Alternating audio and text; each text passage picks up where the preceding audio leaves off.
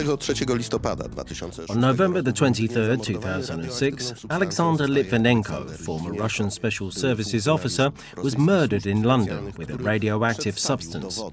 Litvinenko presented evidence that Vladimir Putin came to power in Russia by organising bombings against his own citizens. These attacks became a pretext for the war in Chechnya, which brought Putin to power.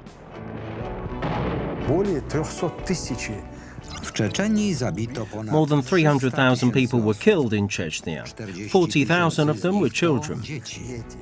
Putin, who managed to organize this operation and to carry it out as a prime minister, became president. Putin also signed two laws, which the Duma passed.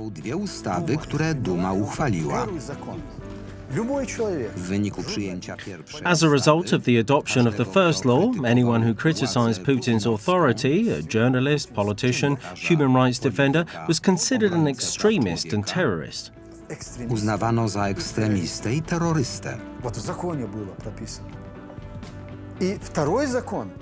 The second law stated that extremists and terrorists are subject to physical liquidation as enemies of the state, regardless of where they were located. Wrogowie państwa, niezależnie od tego, gdzie by się znajdowali.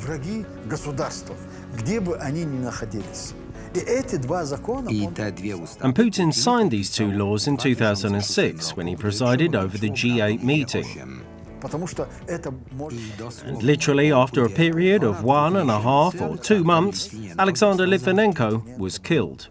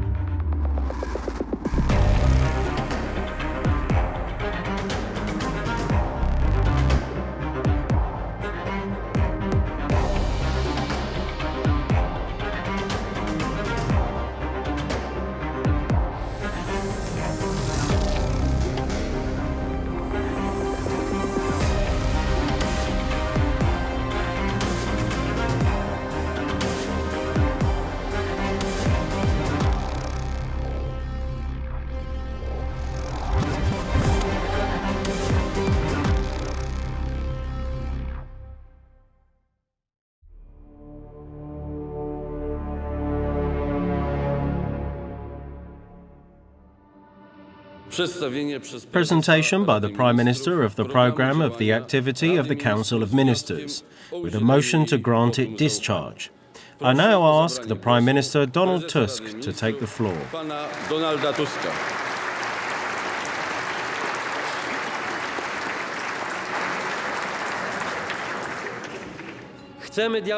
We want dialogue with Russia, as it is. Wraz z ogłoszeniem przez nowego premiera Donalda Tuska. Along with the announcement by the new Prime Minister Donald Tusk of policy of dialogue with Russia, such as it is, works on formalising this new policy started at the Foreign Ministry.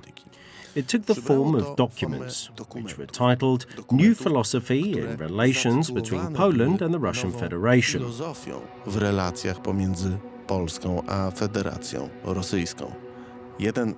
One of these documents found its way to a briefcase with which Radosław Sikorski flew on his first visit to Moscow in the role of foreign minister. Radosław Sikorski. Theses of the talks of Mr. Radosław Sikorski, foreign minister, with Mr. Sergei Lavrov. Among them, a document which is to describe new relations between our countries. Poland and Russia share a lot, but a lot also divides them. We read about the fascination and interest of Russians with Poles and of Poles with Russia. We read, among others, that despite numerous conflicts in the 19th and 20th centuries, it is worth recalling a characteristic episode when, after the creation of the Kingdom of Poland in 1815, the Tsar and King of Poland, Alexander I, endowed Poland with a constitution modelled on the liberal Napoleon Napoleonic constitution of the Duchy of Warsaw. With this act, Alexander won the sympathy of Poles. Why mention in diplomatic documents at all before going to Moscow that the Tsar was once the king of Poland? I'm afraid that we must look at it from a perspective which is not available to me. That is, to examine the degree of infiltration of Russian agents among the foreign ministry officials. God forbid, I am not talking about the author of a specific instruction, because I have no data for that.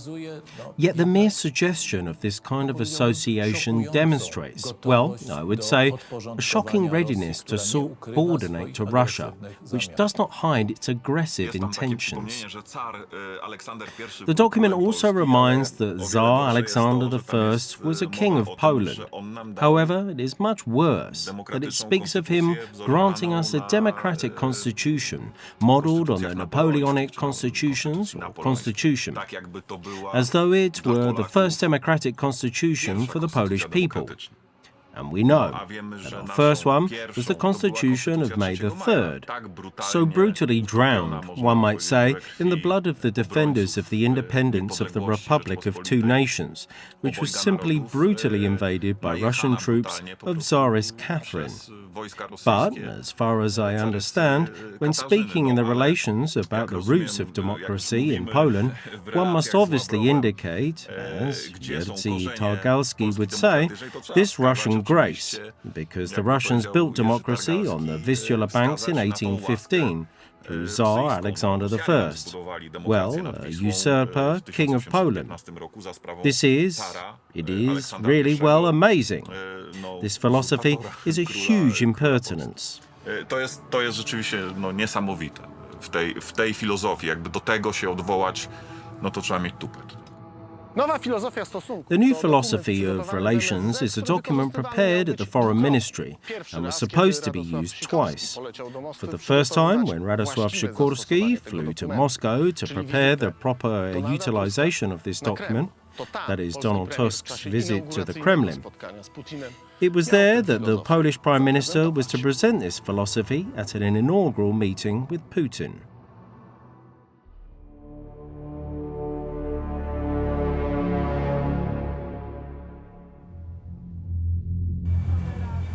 The Polish Prime Minister, when travelling to Moscow, wanted to present a new philosophy of mutual relations, to offer a reset.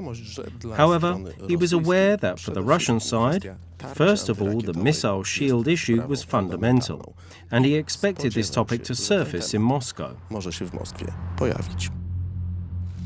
I am very pleased that Mr. President, personally, and other leaders of the Russian Federation have read so quickly the signals that Poland, and I personally, and my government, have the intention to repair Polish-Russian relations. However, not only the issues of the missile shield were interesting for the two parties of this conversation, for Vladimir Putin and Donald Tusk. The politicians also discussed Ukraine. Also, the composition of the delegation was extremely interesting. A person who, according to documents, should not be there was present. Zbigniew Jońca, a man with a very interesting biography. Jońca was a Communist Security Service officer, trained for years to pursue Russian interests from the position of an officer of the Polish Special Services, first the Security Service, and later after the transformation of the intelligence agency. Shortly before leaving or going to the Kremlin, Jońca allegedly succeeded in excluding a constitutional minister, Mr. Grabarczyk, from the delegation for the talks with Putin and put himself in this place. If we look at photos and videos from this meeting, Minister Grabarczyk is not in them, while Colonel Jońca is present. To nie ma na nich ministra Grabarczyka, ale jest pułkownik Jońca. Zbigniew Jońca was responsible for drawing up minutes, which should have described what happened during the Putin-Tusk meetings. However, as results from the letter we found at the Foreign Ministry, initially these documents were not drafted at all. They were created in another place instead, at the Chancellery of Prime Minister Tusk, as described in an awkward letter by the director of the Eastern Department in the Foreign Ministry, Jarosław Bratkiewicz. Jarosław Bratkiewicz. It says here that no memo was drafted from this visit at the Foreign Ministry at all. It does say that on the 12th of this month, that is, in February, such a memo was drafted at the Foreign Policy Department of the Chancellery of the Prime Minister Donald Tusk. Departamencie Polityki Zagranicznej KPRM, czyli w kancelarii premiera Tuska. According to the information from the Chancellery, it seemed that it was the Chancellery of the Prime Minister whose representatives had joined the official delegation numerously that drafted such a document. This type of material, classified and to be delivered in person, was sent to me via Beryl on the 12th of this month. I immediately addressed it to the Minister and to Minister Bernatowicz. The Eastern Policy Department, however, has still not received any formal mandate to prepare, based on partial materials and information, a complete memo about the Prime Minister's visit. 2 weeks after the visit of Prime Minister Tusk to Moscow, the first document of the Foreign Ministry reporting on the meeting is drafted in Poland. The authors of the document are a man who was not present in Moscow at the time, Jarosław Bratkiewicz, and Zbigniew Żońca, a communist security service officer who did not attend the meeting with Putin. The signature of Radosław Sikorski was affixed to the document. Memos from the meeting held at this level are not drafted 2 weeks after the meeting. Based on practice, on knowledge and experience of working on Polish diplomatic materials of the period of Donald Tusk's government until 2010, I may clearly say that the memos addressed to President Lech Kaczynski are different than those which do not bear his name as an addressee. Są inne niż te, na których jego nazwisko nie widnieje. The memo was signed by Sikorski and drawn up by the Bratkiewicz-Żońca duo. Contains one more riddle. Its conclusion comprises the following sentence.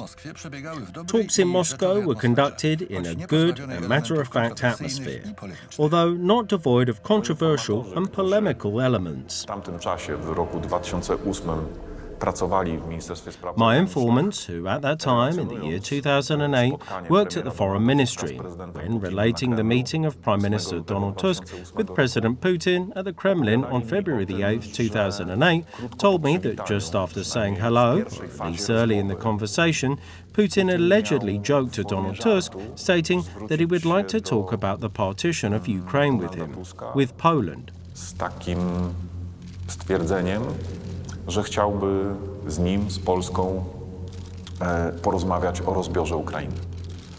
No nie wiemy, w jaki sposób. And we do not know how the Prime Minister reacted to that. I am not saying that he was positive, yet certainly President Putin did put the delegation of the Polish Prime Minister in a difficult position. Probably not because of the reaction to it, but because of the problem arising at all. Zniknęła jedna, dwie, może trzy. 1, 2, perhaps 3 memos concerning the real cause of this meeting disappeared because of this very initial phase, as revealing such a memo, archiving it, or sending a copy of it, for example, to the President of the Republic of Poland, Lech Kaczynski, would question the very sense of what Tusk described already in autumn 2007 as new relations or new philosophy of Polish-Russian relations. At the very beginning, the reset would be cancelled. Relacji polsko-rosyjskich. Na starcie reset zostałby unieważniony.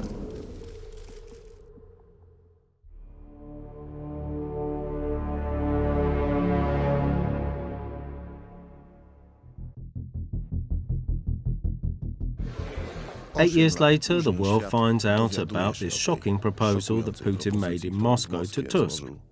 The war in Ukraine had already begun. Sikorski no longer is the head of the foreign ministry, but before leaving the ministry, he declassified the memo of Jońca and Bratkiewicz. In an interview with Politico.com, he detonated a political bomb hitting Donald Tusk, who has just started his office at the European Council. Since then, Russia has attempted to involve Poland in the invasion of Ukraine, just as if it were a postmodern rerun of the historic partitions of Poland. He wanted us to become participants in this partition of Ukraine, says Sikorski. Putin wants Poland to commit troops to Ukraine. These were the signals they sent us. We have known how they think for years. We have known this is what they think of for years. This was one of the first things that Putin said to my Prime Minister, Donald Tusk, soon to be the President of the European Council, when he visited Moscow. He went on to say Ukraine is an artificial country and that Lvov is a Polish city, and why don't we just sort it out together? Luckily, Tusk didn't answer. He knew he was being recorded. The exceptionally mysterious speaker of the same, Sikorski, was unable to defend himself against an avalanche of questions. The journalist wanted to find out what Radosław Sikorski meant when talking about the proposal to partition Ukraine. Vladimir Putin allegedly made the proposal to Donald Tusk. Have you heard Vladimir Putin's proposal to Donald Tusk about the joint Polish-Russian partition of Ukraine personally? If not, who told you about it? Was an official memo drafted concerning the matter, and have the President of the Republic of Poland, our NATO allies and partners from the European Union been informed about it? I expected a question about it. Was a memo drafted, sir, on this matter? Please read my text. Does the Polish side have a recording of this conversation? Which conversation? Was a memo drafted after this conversation? Please read my text. If there are no other questions. No, Mr. Speaker, sir, there are plenty of questions. No, well, this is as though I explain this in a text that I will be published soon enough. Mr. Speaker, sir, excuse me, but you gave an interview to one of the media. The first press conference went so badly for Radosław Sikorski that on the same day he was forced to go out to the journalists once again for a press conference and this time say that something completely different, namely that in the morning he just simply got mixed up.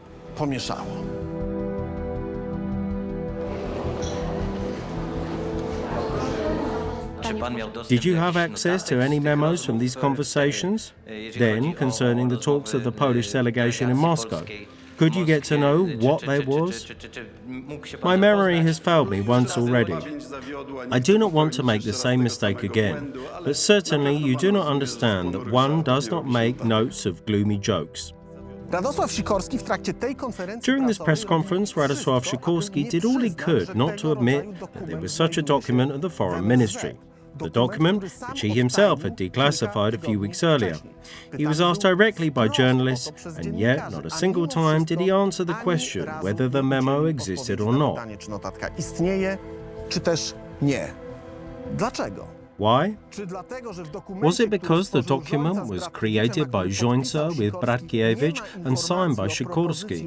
Has no mention of the proposal to partition Ukraine that Vladimir Putin made to Tusk? Or is it because that Sikorski knew that Tusk and Jońca had created yet another document that was to be sent to the intelligence agency, which did contain the information withheld from the President of the Republic and the public? Or finally, is the sentence, which the memo does include, that Putin made controversial theses a veiled form to leave a trace of such a proposal having been made?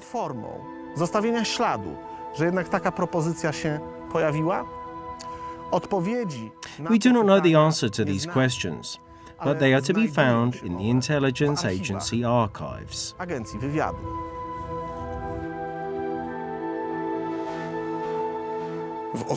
The official memo from the Putin-Tusk meeting, however, contains other information that the Polish Prime Minister wanted to hide from the public at the time. He made a proposal to create two command centers, Brussels and Moscow, with a leading role of the United States. He demanded in harsh words to provide Russia with continuous access to the future missile defense bases. At the same time, his belief surfaced that a decision on building bases in Poland and the Czech Republic had already been made. He threatened that in the event of their creation, Russia would redirect some of its missiles to targets on the territory of Poland. The Polish Prime Minister concealed from the public that during the meeting, Putin threatened Poland with aiming nuclear missiles at it. Still, Donald Tusk considered the visit and meeting beneficial for Poland. The balance of these meetings, balance of the official meetings, was positive in my view. The matter of aiming Russian missiles at Poland, concealed from the public during the conference in Moscow, was revealed by Vladimir Putin himself. If such systems are deployed on the territory of Poland, which we consider to be attempting to neutralize our missile defense, thus violating the armed forces balance in the world, or if it threatens our national security, we will take countermeasures. We will aim our missiles at those objects that will threaten us.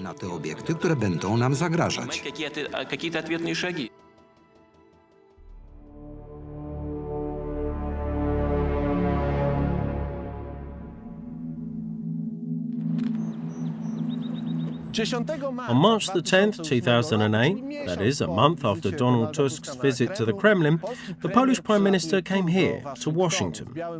In the White House, he meets with the US President, George Bush, political father of the Missile Defense Shield project.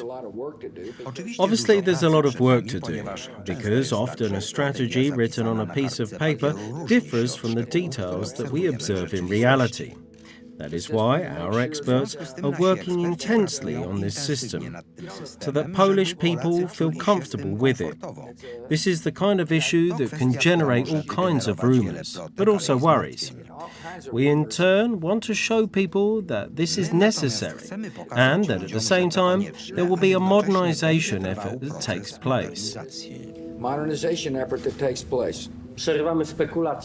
We break the speculations about the intentions of the US and the Polish side. Our joint intention is to cooperate on all aspects of global, Polish and American security, including the anti-missile installation. What I would call a breakthrough is my deep belief that Mr. President personally and the American side today understand very precisely our expectations. And if I can say so, Mr. President, accept our point of view on the principles of cooperation on this issue. The first sentence that President Bush said in a meeting with us, with journalists, was, "I thank the Prime Minister for his candidness." Should we understand that you told him either the Americans support the modernization of the Polish army, or there'll be no missile shield in Poland? Actually, yes, we spoke very specifically, which was, in a sense, President Bush's initiative. When he started the conversation with, after a very cordial introduction, a very simple question. "Well, please tell me," said President Bush, "are you for or against the shield?" And he asked for a reply in one word. Yes. But we're no dupes. So, how was it really? We learn this only now from documents that are in the library of the President of the United States, George W. Bush, which the Americans recently declassified. You must tell me what you mean. Are you in favor of developing a missile defense system? There is one more thing I will not say in public. When I went to Russia, I managed to unfreeze the relations. That is what we wanted. It did come with a cost, though. It was no easy task, and everything was fine until we touched the issue of the missile defense. Do you know what Putin said? Suddenly he became very agitated. He looked me in the eye and said, "Okay, you want a missile defense? All right, but on the next day I will direct my nuclear warhead missiles to targets in Poland. If you were Prime Minister, you would not just give it up like that." The US President responded as follows. Russia has missiles aimed at the United States. He has already threatened us and knows very well that if he fires a single missile on our ally, we will smash it. He knows that missile defense is not aimed against Russia. He's simply trying to intimidate you.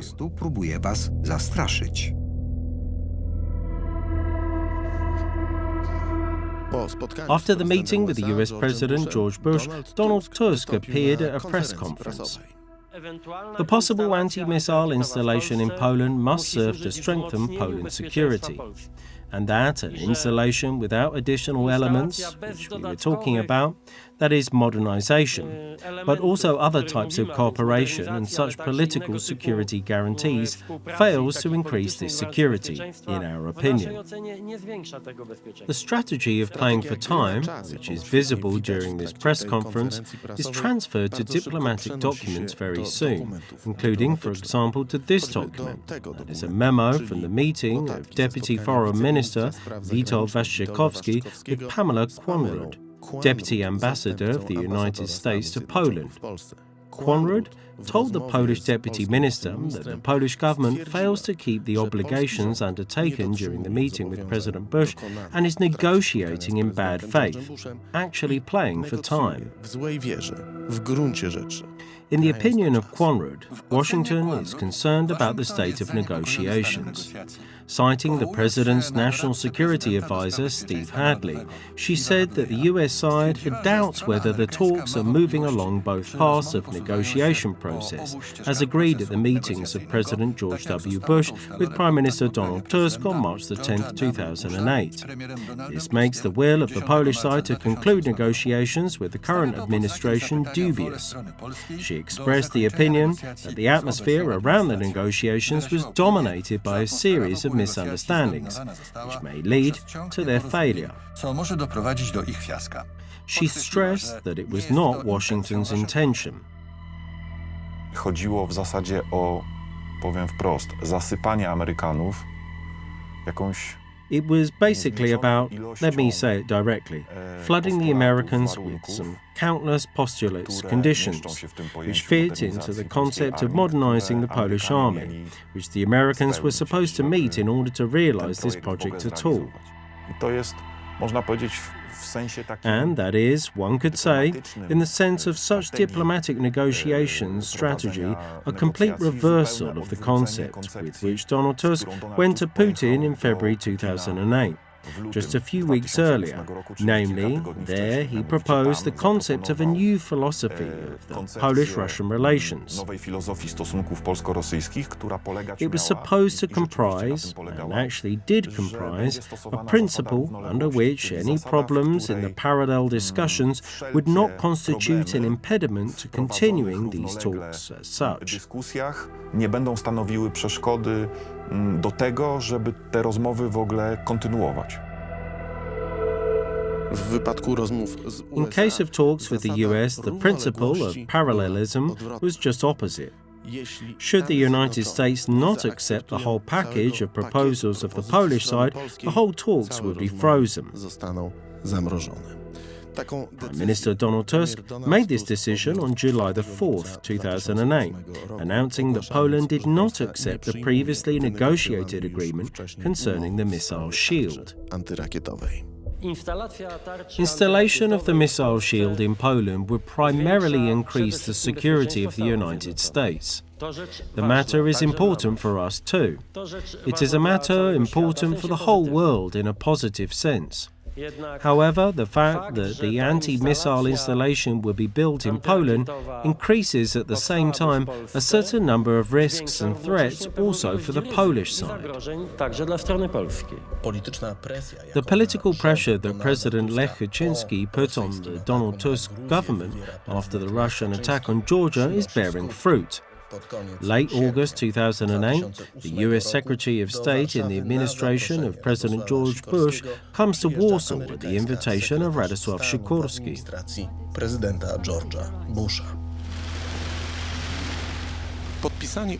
Signing the agreement does not resolve the matter, however, because the agreement should be followed by ratification by the Parliament and ultimately by the President. The President was interested in the matter.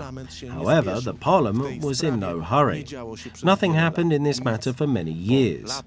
Years later, we learned from the cables leaked by WikiLeaks that for the United States, this was clear evidence of further artificial delaying of the process.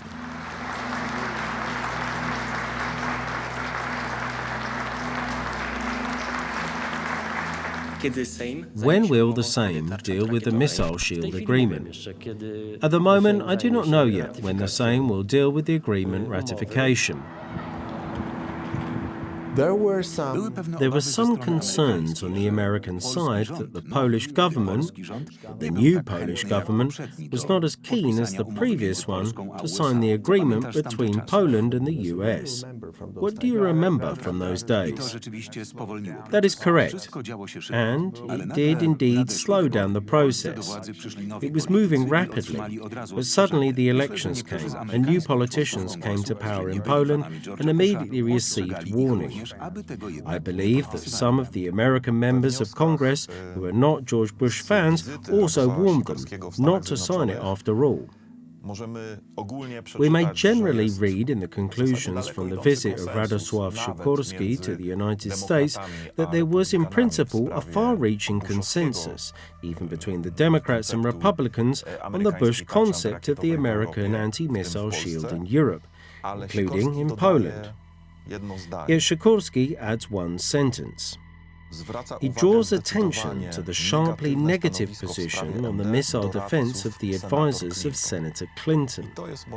And that is, one could say, all our hope, a shape of the future policy, which will lead to officially concluding that Obama's proposals to liquidate the Bush missile shield project are optimal for Poland.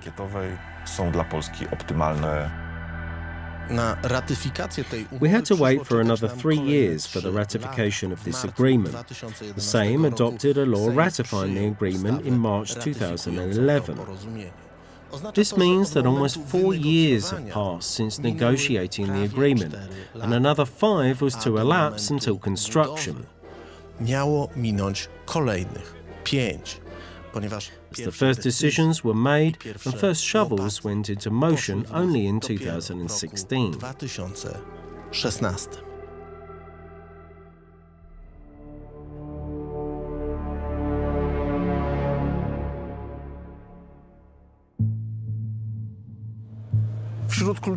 The key issues dealt with by NATO leaders here in Bucharest during the 2008 summit was the issue of Georgia and also that of Ukraine and their membership in NATO. Before the summit began, preparations for the summit were underway in many countries of the organization, also in Poland. However, it results from the documents collected in the Polish archives that not all centers of power in Poland at that time, in 2008, were preparing for this summit in the same way.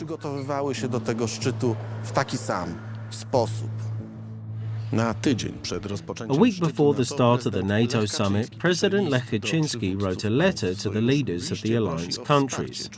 In the letter, he requested support for Georgia and Ukraine's membership by granting these states the so-called MAP, Membership Action Plan, a fast track to join the alliance.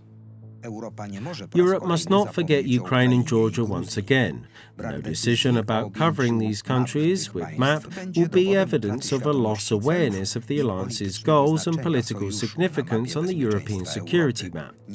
We cannot allow this. The President's letter, dated March 26, 2008, and addressed at the Prime Minister of Greece, was submitted on March 27 to the Foreign Ministry by the President's Chancellery. The letter is urgent, and the President requested that the Prime Ministers, or the addressee of the letter, are to be informed about the position of the Polish state.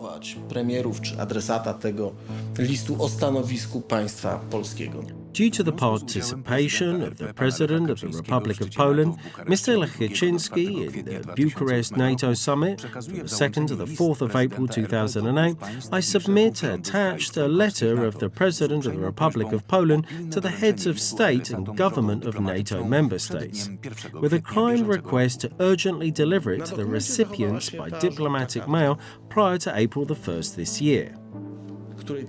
This yellow card has been preserved on the document, the contents of which reads as follows. Request to Director Król, after speaking with Minister Radosław Sikorski. This document is supposed to be in our armoured cabinet by Monday and await further instructions of Minister Radosław Sikorski. Concealing this letter, failure to circulate it in the international diplomatic bloodstream by not posting this letter, in fact, at the time it should have been posted, blocking it. All this was sabotage. It was sabotage simply against the interests of Poland, the interests of the United States. And of course, it is important to simply emphasize, especially today in the year 2023, against Ukraine and against Georgia. However, neither the position of the United States nor the position of Poland proved decisive for the final conclusions. Germany and France had a very different idea on that matter. Here's what the Prime Minister of Ukraine, Viktor Yushchenko, said about it. Sprawa Ukrainy rozpatrywana była jako pierwsza. The Ukraine issue was the first to be considered. When we got the draft resolution, the first shock came. Dokument był dramatyczny. The document was dramatic. My first comment to my colleague and friend George Bush, I cannot return to Ukraine with such a resolution. Z taką rezolucją nie mogę wrócić do Ukrainy. Я з такою резолюцією в Україну не можу їхати. Winą za Viktor Yushchenko blames the fault for not granting MAP to Ukraine and Georgia on these two politicians, Angela Merkel and Nicolas Sarkozy. Finally, the NATO summit adopted different conclusions than those expected by France and Germany. In the opinion of Ania Fotyga, who participated in the talks at the time, the final shape of the conclusions gave the possibility of Georgia and Ukraine joining NATO in the future. do Paktu Północnoatlantyckiego. The provisions there changed relative to what was originally intended to be written down. And yet this perspective remained. The promise of membership remained. It did not become the final touch, which the map would have been. So would you say the door was not closed? No, the foot was set in the door and it was not closed. While it was supposed to be closed? Well, I think it was all about that. Previously, we were told that what had been achieved was all that was possible. It turned out that much more could have been achieved. Primarily, there is the statement that Ukraine and Georgia, which we also need to remember about, will be NATO members. This is the most important statement. Specifically, there is the statement, they will become NATO members. 4 months after the end of the NATO summit in Bucharest, Russia decided that the lack of a clear and quick declaration on Georgia's membership in NATO was an invitation to invade. The invasion started early August.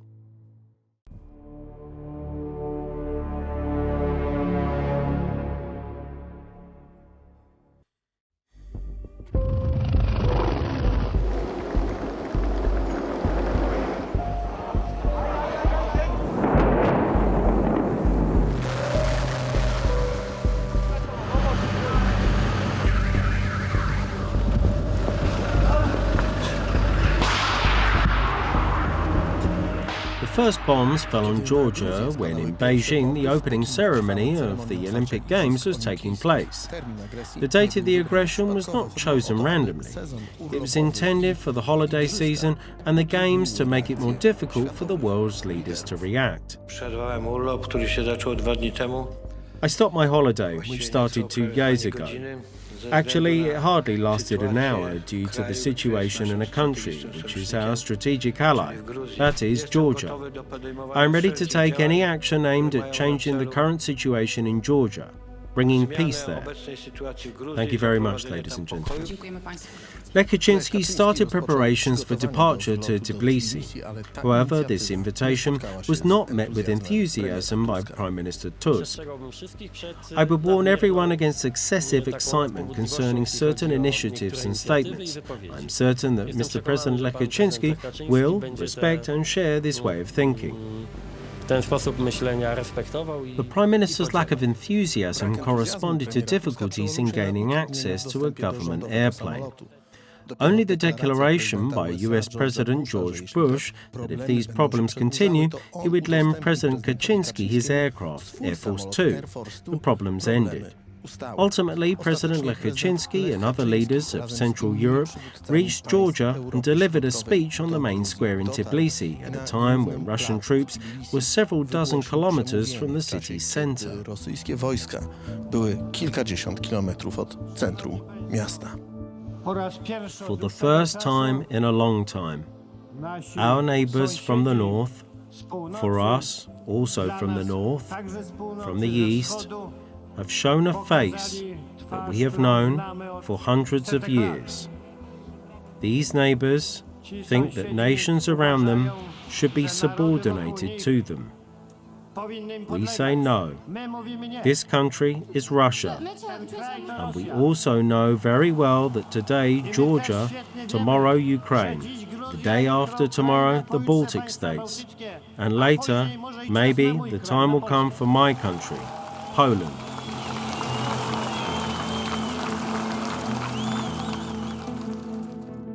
Here's how, after many years, Georgi Chaladze, lawyer and advisor to President Michał Saakaszwili, perceives the mission. If not for this decision of President Kaczynski to come to Tbilisi to stand side by side with his friend, Michał Saakaszwili would have been hanged dead in the same parliament building where later that evening the presidents of the European Union stood together. On that day, President Kaczynski saved the sovereignty of Georgia. The head of Russian diplomacy arrives in Warsaw just a month after the Russian aggression on Georgia. Sergei Lavrov's arrival in Warsaw was a consequence of an invitation extended earlier that year, when Radosław Sikorski was in Moscow. Nothing has changed since Russia attacked Georgia, shelling its territory, entering its territory with tanks. Prime Minister Tusk confirmed that despite the dynamic international situation conditioned by the Russian-Georgia conflict, the Polish side wants to maintain good relations with Russia. He emphasized that Poland would also like to make a positive contribution to improving relations between the European Union and Russia. It is important that Poland is not seen as a Russia-phobic country around the world. Z punktu widzenia Rosji, From the Russian point of view, this visit was undoubtedly a success. In less than a month after the Russian attack on Georgia, after a visit of the Russian foreign minister to the EU and NATO member state, no one could say that the Russian Federation is in any way isolated by the countries of the West. jakiejś izolacji. Another scandal breaks out in mid-October, sponsored by the Chancellery of the Prime Minister Tusk.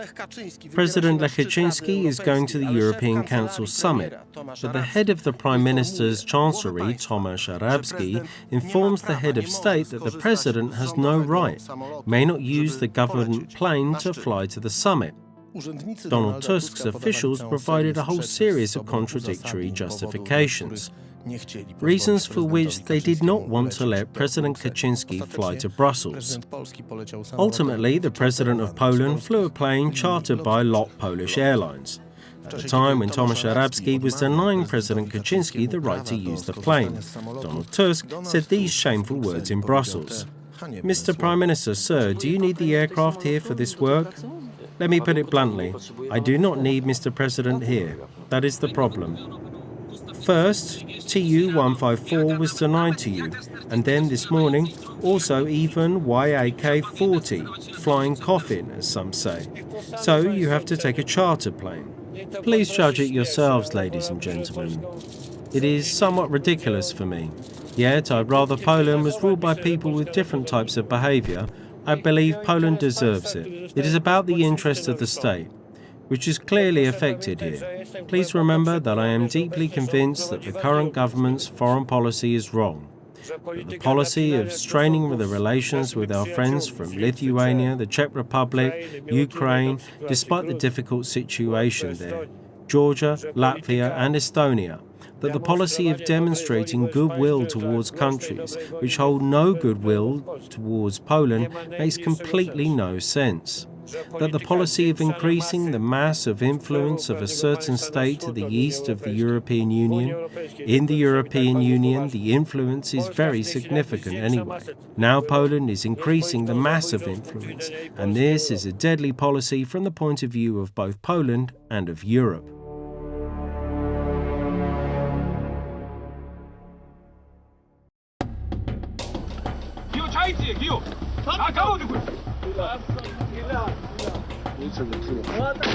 At a certain moment, the motorcade stopped and shots were fired. The Russians tried to stop the motorcade with the president. They fired a few shots and the convoy, at this moment, is turning back. We approached the place where, according to President Sarkozy's plan, there should be no Russians. They had not vacated it. And immediately we heard a series of machine guns. It was about 30 meters from me. When they saw the motorcade approaching, they opened fire. But the main point was that if anyone had any illusions that Russia had changed its behavior, please come here.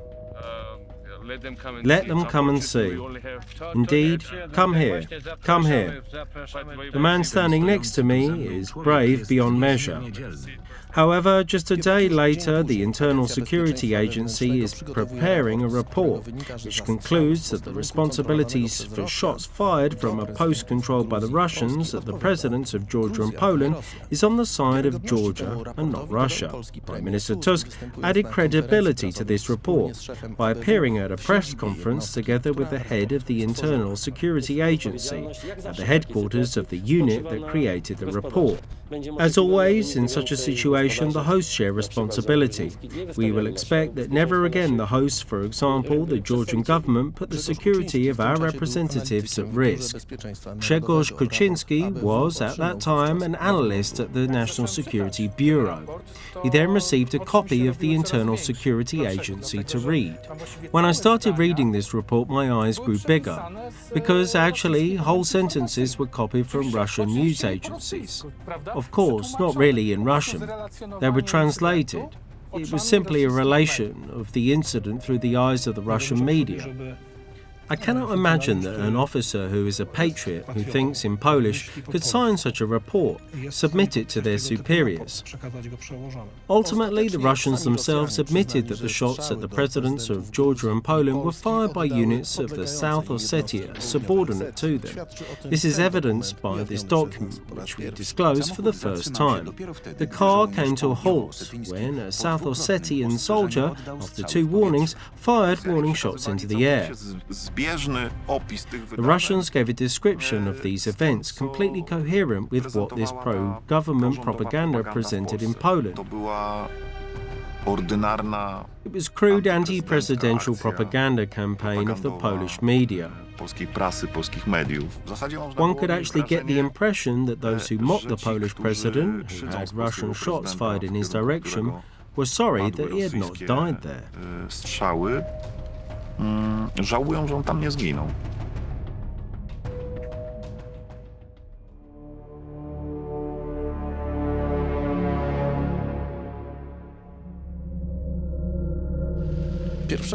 On September 1st, 2009, Donald Tusk's request for Vladimir Putin to come to Poland is satisfied. Before, however, Putin lands in Poland, he publishes a letter offensive to Polish people on the front page of Gazeta Wyborcza, comparing the Katyn massacre to the fate of Russian prisoners of war of the 1920 Bolshevik War in Poland. The Russian people, whose fate has been distorted by the totalitarian regime, understands well the feelings of Polish people associated with Katyn, where thousands of Polish soldiers rest. We should remember the victims of this crime together, both the memorial cemeteries of Katyn and Mednoy and the tragic fate of the Russian soldiers who were imprisoned during the war of 1920 should become a symbol of mutual regret and mutual forgiveness. In this letter, Vladimir Putin proposes one more thing: establishing strategic cooperation between the Russian Federation and Poland, the same cooperation that Russia and Germany have had for many years. Today, the Russian-German cooperation plays a very important positive role in international and European policy. I am certain that also the Russian-Polish relations will also sooner or later reach such a high, true partnership level. It lies in the interests of our nations, the whole European continent. And that is exactly what Donald Tusk said during a press conference in Sopot, accompanied by Vladimir Putin. We also told each other that we had no doubts here that the situation cannot continue, in which historical matters concerning World War II, but also a dialogue which allows us to leave behind this great trauma, which the tragedy of World War II was. The Polish-Russian relations in this context will be worse than Polish-German or Russian-German relations. Exactly the same context was included in the memo from this meeting, a memo which remained classified for years. Prime Minister Tusk emphasised that dialogue and cooperation between Poland and Russia cannot be worse than the cooperation between Poland and Germany and Russia and Germany. Simultaneously, he pointed out that it is inconceivable that it would be easier to build a Polish-German dialogue than Polish-Russian dialogue in matters of World War II.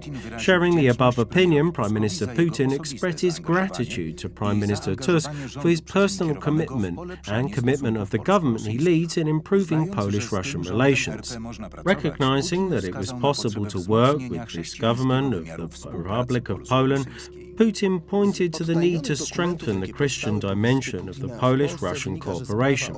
According to declassified documents created after Putin's visit to Poland, the issue of blaming Poland for the outbreak of World War II was pivotal from the point of view of Russian policy. It is demonstrated by this fragment of the information memo about Prime Minister Putin's visit to Poland.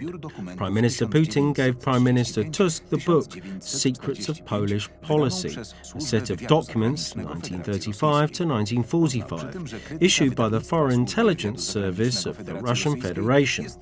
He declared that the criticism of the publication by the Russian Foreign Intelligence Service is justified. He even noted that we found in it matters that require additional clarification and research, because it is impossible to unequivocally say whether certain facts have not been distorted by the authors. This provocation was but an introduction to the next ones, which already took place before the cameras. This is what Vladimir Putin said about history, and the Polish Prime Minister stood next to him. Yes, we spoke today with Mr. Prime Minister. I myself and we in Russia see that there are persistent attempts to pretend that World War II was possibly solely thanks to the Molotov-Ribbentrop Pact. A jeżeli ktoś stawia sobie za cel wyszukiwanie, But if someone wants to find in this old and mouldy bun some raisins just for themselves and wants to leave all mould to just one of the participants in this process, it will lead to no good effects, because it does not create the conditions for mutual understanding and trust. dlatego że nie tworzy to warunków dla wzajemnego zrozumienia i zaufania. In Sopot, Vladimir Putin held a private meeting on the pier with Donald Tusk. We can only guess what they spoke about. Yet, with all certainty, from the perspective of Russia, the pivotal issue for this whole visit was to rid Russia of the responsibility for the outbreak of World War II and cooperation with Germany. The Russians also wanted to pass on this responsibility to Poland. The only person to object to this was the President in his speech at Westerplatte. There is one truth. In our opinion, in the opinion of Christians, the truth, even the worst truth, liberates. It does not enslave. It liberates and not humiliates, under the condition that it concerns everyone. We, the Polish people, have a right to have access to the truth. Access to the truth about matters tragic for our nation, and we may never resign from that. As I said a moment ago, we are able to admit our sins. We must also be capable of admitting sins and not putting the decision to murder 30,000 people in a typhoid or other disease epidemic on the same level. This is no path to reconciliation.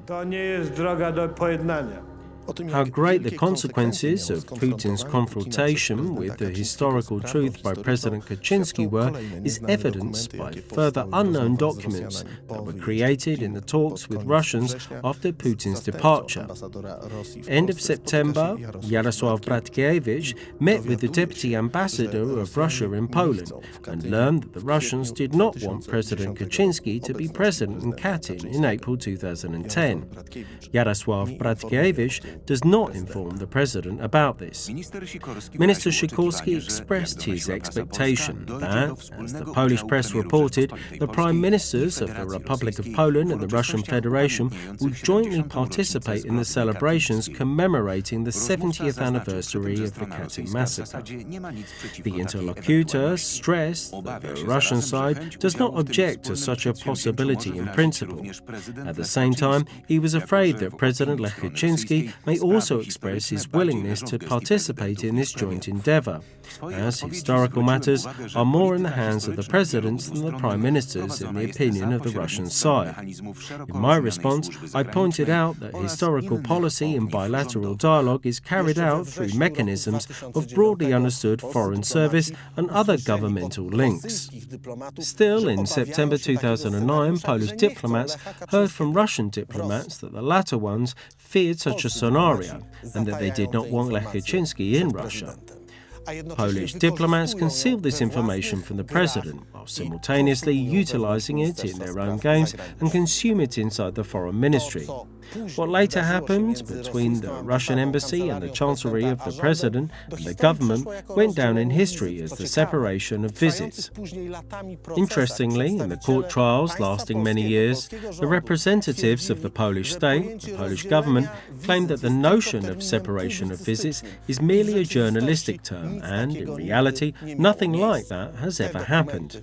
These documents explicitly contradict that. This subordinate, Mr. Gorczynski, mentioned a moment ago that the conversation about preparing the visits to Katyn, such talks concerning the visit of the Prime Minister, or in other words, at the highest level, began already in the autumn of 2009. Do you have any knowledge about this? Na jesieni 2009 roku. Jest panu coś na ten temat? Ma pan jakąś wiedzę na ten temat? The talks about this issue indeed began in autumn 2009, but they were not talks about a trip to Katyn, but about working revisit of Prime Minister Donald Tusk in Russia. When did the witness find out that the visits should be separated, one of the Prime Minister and the other of the President?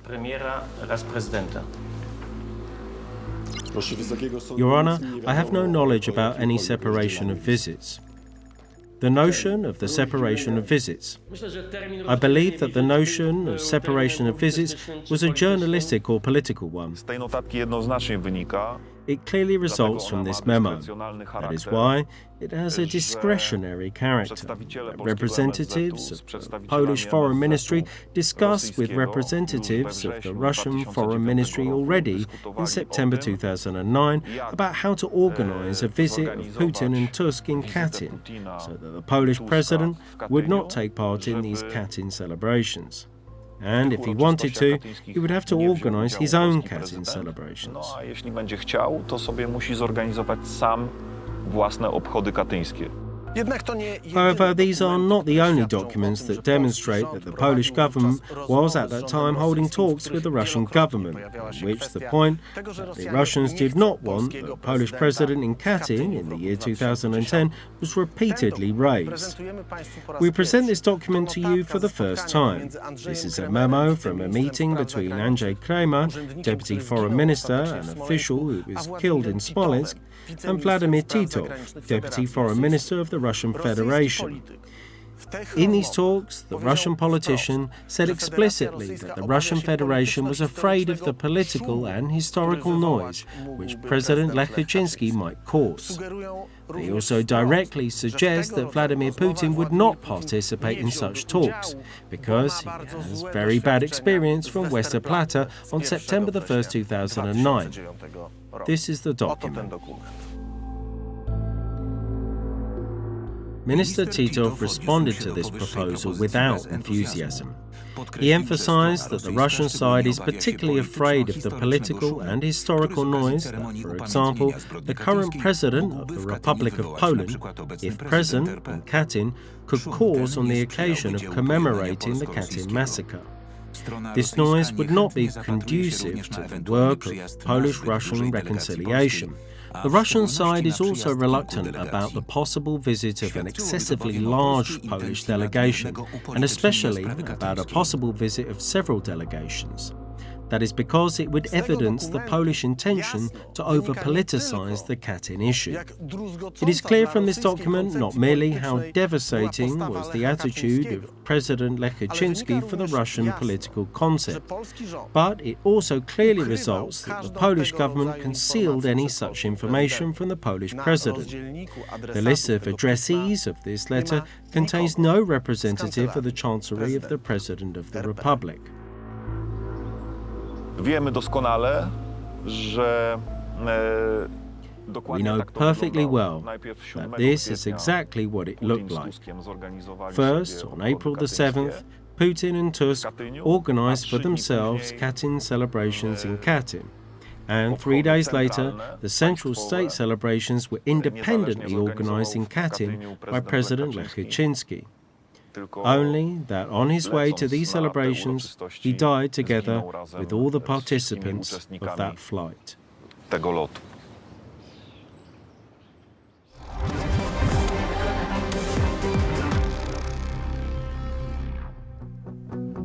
Kiedy jesteś blisko wszystkich naszych myśli, staje się realne to, co nam się przyśni, i wszystkie słowa wypowiedziane, bo jesteś naszym wrogiem albo naszym kolegą.